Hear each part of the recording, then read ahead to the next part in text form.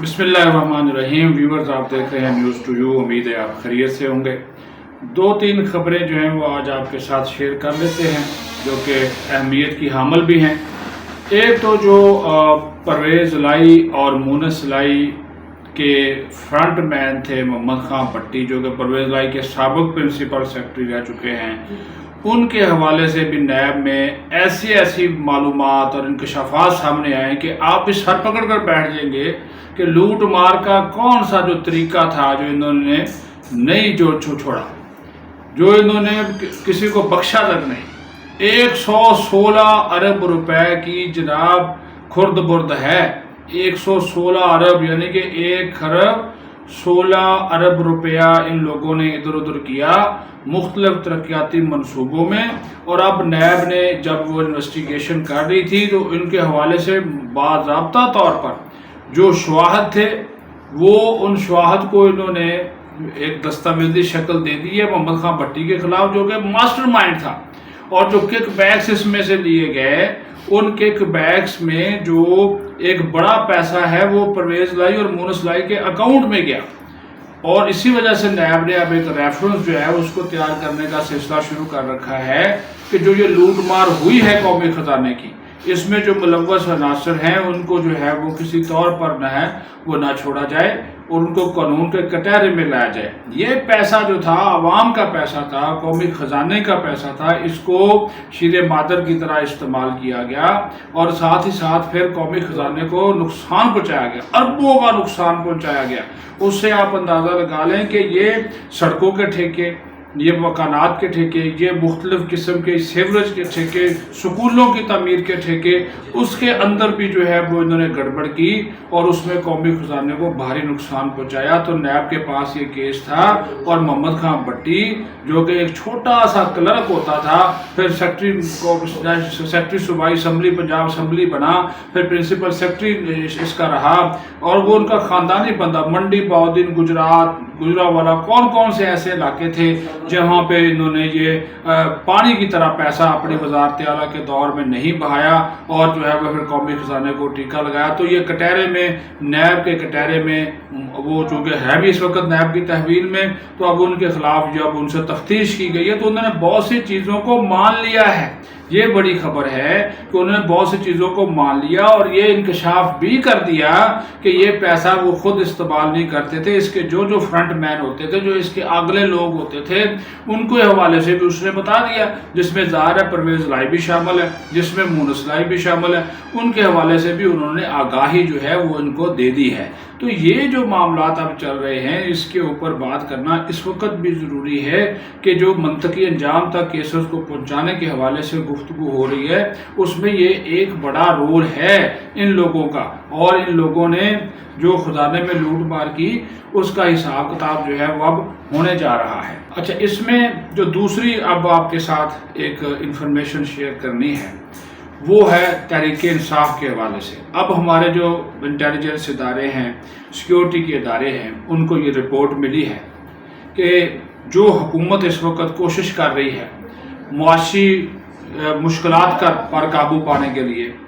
ملک کو معاشی بھنور سے نکالنے کے لیے، ان کوششوں پر پانی پھیرنے کا اور ملک دشمنی کا ایک مظاہرہ کرنے کے لیے اسی تحریک انصاف نے دوبارہ ایک احتجاجی تحریک کو پلان کرنا شروع کر دیا ہے. گو کہ ان کا لیڈر اٹک جیل میں بیٹھا ہوا ہے، لیکن وہاں سے کاغذوں کے اوپر پیغامات لکھ کر، یا جو وکلا ملاقات کرتے ہیں یا وہ بشرا پیرری ملاقات کرتی ہے، تو ان ملاقات میں وہ مصروف پیغام دے رہے ہیں. اور وہ پیغام یہ دے رہے ہیں کہ جناب آپ جائیں، لوگوں کو اکٹھا کریں، لوگوں کو باہر نکالیں اور احتجاجی تحریک چلائیں اس حکومت کے خلاف. تو یہ رپورٹ حکومت تک بھی پہنچ گئی، نگران حکومت تک بھی پہنچ گئی ہے کہ کس طرح تحریک انصاف ایک مرتبہ پھر ایک بڑی ملک گیر احتجاجی تحریک کی تیاری کر رہی ہے. مقصد اس کا یہ ہے، حکومت والے تو یہ کہہ رہے ہیں ہم تو نگران حکومت ہے، ہمارا تو مقصد ہے ملک کے عوام کو مہنگائی سے نجات دیں، ان کو ریلیف دیں، بے روزگاری سے نکالیں، روپے اور ڈالر کی قیمت میں جو فرق ہے اس کو ختم کیا جائے، گھیراندوزی، اسمگلنگ، آٹا چینی چوری جو ہو رہی ہے ان کو لوگوں کو پکڑے. ہم تو اس کی طرف جا رہے ہیں اور یہ جو ہے اس وقت احتجاجی تحریک چلا رہے ہیں. کس کے خلاف چلا رہے ہیں؟ ہم تو، ہمارا مینڈیٹ محدود ہے، ہم تو محدود مینڈیٹ کے ساتھ آئے ہیں. پھر دوسرا ان کو تکلیف تحریک انصاف والوں کے یہ بھی ہے کہ ہماری جو عسکری قیادت ہے اس وقت ملک کو معاشی استحکام دینے کے لیے جس طرح کام کر رہی ہے، حکومت کے ساتھ مل کر کام کر رہی ہے، SIFC کے پلیٹ فارم کے ذریعے $100 ارب کی سرمایہ کاری لانے کا ایک منصوبہ ہے، اس منصوبے کے حوالے سے بھی ان کی بہت ساری جو چیزیں ہیں وہ نظر آ رہی ہیں، چیزیں نظر آ رہی ہیں ان کو